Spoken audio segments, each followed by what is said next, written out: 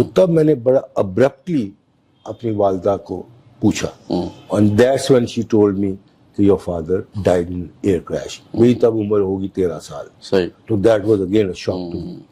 تو بہرحال سب conscious mind میں تھا to rise, be ambitious, to make a good name. Okay. وہ چلتا رہا. And that was my driving force. یہ میں آپ کا جواب دینا چاہتا ہوں کہ جو آپ کے سب کانشیس مائنڈ میں آپ ادھر کو جاتے ہیں زیادہ, اور اس کو اگر نکالنا بھی ہو تو بڑا مشکل ٹائم وقت ہوتا ہے کہ کانشیس مائنڈ سب کانشیس مائنڈ کو دبا رہا ہے, یہ غلط ہے. صحیح.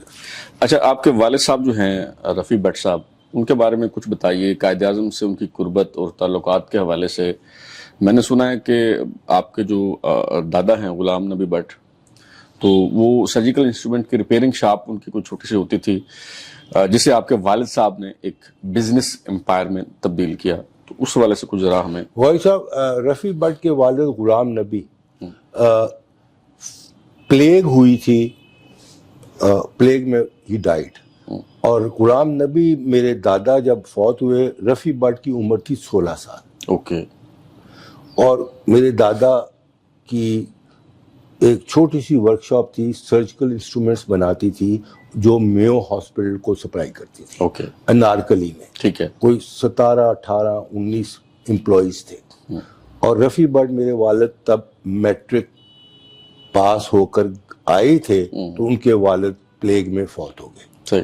سو رفیع بٹ 16 سال کی عمر پہ انہوں نے اپنے والد کی وہ جو ریپیئر شاپ تھی 16-17 بندوں کے ساتھ وہ انہوں نے ٹیک اوور کی 16 سال کی عمر پہ. 24-25 سال کی عمر تک رفیع بٹ نے فیروزپور روڈ پہ گدافی اسٹیڈیم کے سامنے جو گارڈن ٹاؤن ہے وہاں پہ انڈیا کی سب سے بڑی سرجیکل اینڈ ہاسپٹل اپلائنس کی انڈسٹری لگا دی تھی 25 سال کی عمر پہ. سو ہی روز سو ہائی. اور ورلڈ وار 2 چل رہی تھی اور سرجیکل انسٹرومنٹس انتہا کے demand, that was his rise. And then 27-28 سال کی عمر پہ انہوں نے بینک بنایا, سینٹرل ایکسچینج بینک. اور 31 سال کی عمر میں جو ہمیں ریکارڈ ملا جب ہم نے ریسرچ کیا, 31 سال کی عمر میں وہ قائد اعظم سے ان کا رابطہ ہوا, اور Quaid Azam picked this young man as an entrepreneur for the emerging country.